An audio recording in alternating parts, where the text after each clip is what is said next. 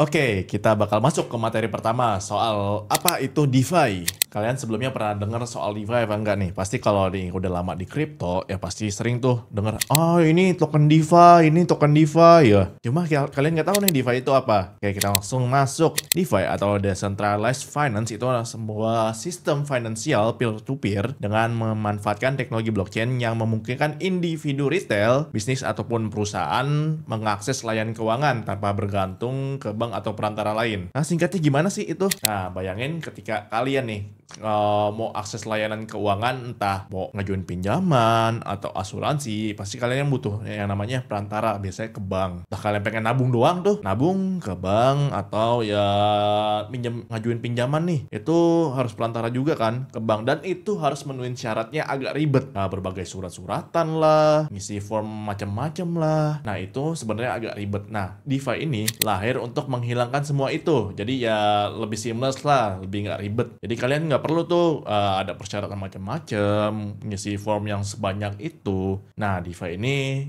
hadir untuk menyelesaikan hal itu. Jadi nih, perantaranya semuanya benar-benar dihapuskan. Jadi kalian ya tinggal emang bikin akun, akses layanan keuangannya, dan asal ada uangnya, kalian bisa pakai layanan keuangan itu. Ya, jadinya nggak ruwet lah ya. Nah, ini di landscape-nya, di crypto itu sendiri, DeFi ini sangat banyak. Dari apa lagi ya? Pertama, Decentralized Financial Application and Services. Lalu kita juga bisa mengakses reward asset atau aset dunia nyata lewat DeFi ini. Jadi dalam bentuk tokenisasinya ya. Ada prediction market juga, stablecoin, ada layanan trading derivatif, dan juga yang tadi soal pinjaman, kita dapat mengajukan pinjaman hanya dengan memberikan kolateral atau jaminan. Itu nggak perlu ngisi form macam-macam, asal kalian punya jaminannya nih, kalian bisa ngajuin pinjaman nih di DeFi. Dan lain-lain, ada asuransi juga, ada credit scoring dan macam-macam. Ini banyak banget. Nah, tapi salah satunya yang paling sering digunakan oleh ya pegiat kripto atau trader itu namanya DEX atau Decentralized Exchange. Sebenarnya ini mirip-mirip dengan exchange yang ada. Yang biasa kita gunakan adalah itu sebenarnya ada Centralized Exchange. Jadi exchange-nya ini dikendalikan oleh satu entitas, jadinya emang terpusat. Satu entitas ini bakal mengatur apapun yang terjadi di exchange itu. Nah, Decentralized Exchange ini sebaliknya, dia tidak diatur oleh satu entitas, melainkan semua usernya itu turut serta membantu mengatur jalannya exchange ini. Itu Decentralized Exchange ya. Jadi ya singkatnya adalah DEX adalah sebuah marketplace di mana penggunanya dapat menukar aset kripto mereka dengan aset kripto lain tanpa menggunakan perantara. Nah, DEX ini biasanya menggunakan automated market maker untuk memungkinkan perdagangan ini. Meski ada beberapa DEX juga yang berbasis order book seperti yang ada di CEX. Nah, ini contoh-contohnya adalah Uniswap, ada Raydium, SushiSwap, Orca, PancakeSwap, Jupiter. Ini salah banyak dari DEX yang menggunakan sistem automated market maker. Ada juga nih beberapa perpetual DEX itu menyediakan layanan trading futures. Ada contohnya seperti Hyperliquid, Aster, dan Lighter yang emang lagi rame belakangan ini. Sip, ini contohnya di PancakeSwap, ini yang di Hyperliquid. Selanjutnya kita akan lihat langsung satu-satu nih contoh DEX-nya. Nah, ini kita lihat yang CEX dulu ya. Di CEX ini kita contohnya di Bitget ya. Ini kan ya kalian udah tahu lah ya. Kalian harus daftar untuk menggunakannya, harus KYC dengan ya menyerahkan identitas kalian untuk verifikasi. Nah, di DEX itu kalian tidak memerlukan hal-hal tersebut. Jadi ya udah, kalian asal ada duitnya, bikin wallet, langsung bisa trading di sana. Tentunya ya ada risikonya masing-masing ya. Nah, ini kan kalau di CEX ini seperti Bitget, dia pakai sistemnya si LOB, order books. Nah, ini salah satu contoh DEX yang menggunakan AMM ya. Ini kita pakai contohnya PancakeSwap. Ini ada di jaringan BNB Chain atau BSC. Nah, kalian cara penggunakannya sangat mudah. Kalian sediakan wallet crypto tentunya. Ya, biasanya sih orang-orang pakai MetaMask, atau sekarang ya udah banyak tuh pilihannya, ada Zerion, ada Rebi Wallet, ada Bitget Wallet. Ya, terserah kalian milih mana. Rata-rata ini mereka sudah multi chain wallet ya. Jadi bisa digunakan di berbagai jaringan blockchain. Karena sebelumnya ya ini contohnya MetaMask dulu banget hanya bisa digunakan di jaringan Ethereum. Sekarang sudah multi chain ya. Dah, kalian pastikan dulu punya walletnya, konekin walletnya ini ke platformnya nih. Kita gunakan di sini PancakeSwap. Nah, ini ada MetaMask-nya, dia ada yang namanya EVM. EVM itu maksudnya Ethereum Virtual Machine. Jadi banyak jaringan blockchain yang menggunakan arsitektur seperti Ethereum. Ada juga yang jaringannya arsitekturnya berbeda, yaitu contohnya Solana. Nah, coba ini karena EVM kita konekin.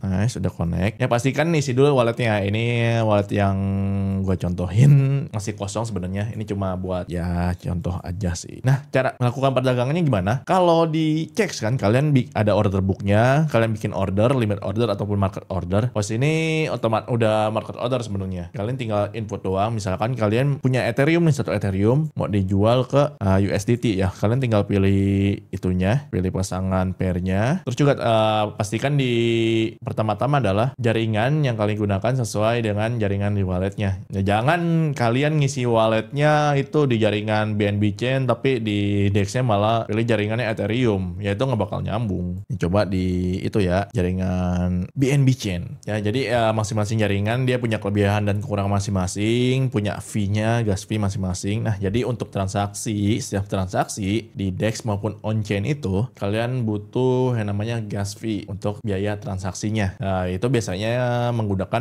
native token dari jaringan tersebut. Misalkan BNB Chain dia native tokennya adalah BNB, Ethereum tentu native tokennya Ethereum, atau layer 2-nya Ethereum seperti Arbitrum, Optimism, Zcash, Mantle itu menggunakan Ethereum juga. Jadi ya udah sesuaikan aja. Kalian mau menggunakan jaringan apa, layanan yang kalian cari itu ada di jaringan mana. Ya kita lanjut ya. Misalkan kita mau menukarkan BNB nih, kalian punya satu BNB mau tukerin ke USDT. Ya udah tinggal input aja di sini. Nah, masukkan satu BNB sekarang di DEX-nya nih PancakeSwap ini 1129,7 USD. Nah, ini tinggal begini aja. Ini kok belum connect lagi. Kita konekin lagi walletnya. Nah, ini layanan sebenarnya. Nah, di sini kalau ada saldonya pasti ditunjukin nih saldo kalian berapa. Nah ini ada yang namanya sebenarnya slippage. Jadi aset yang kripto yang kalian tukerin itu nggak bener-bener worth segitu ya. Jadi ada yang namanya slippage. Itu jadi aset kalian bisa kurang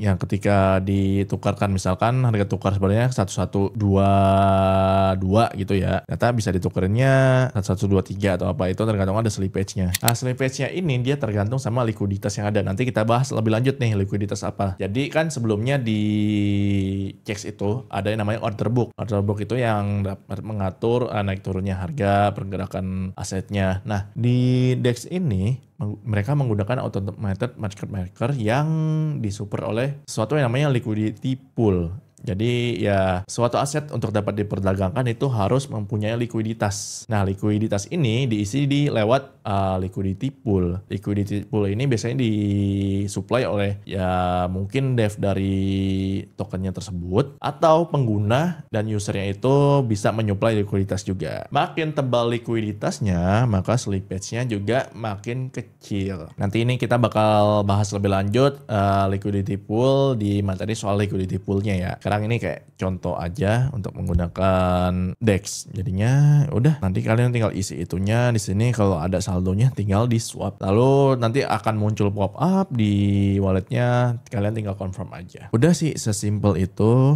Nanti kita bakal praktekin benar-benar asetnya ketika kita bahas soal liquidity pool ya. Jadi begitu untuk materi. Ini kita sudah bahas apa itu DeFi, kita bahas DEX juga untuk basic-basicnya dan ya contoh-contohnya, cara penggunaannya kira-kira seperti apa. Nah selanjutnya kita bakal masuk ke materi soal liquidity pool. Jadi kita akan bahas liquidity pool itu apa, mekanismenya gimana, dan kita praktek cara menyuplai liquidity pool. Oke, kalau gitu sampai jumpa di materi selanjutnya.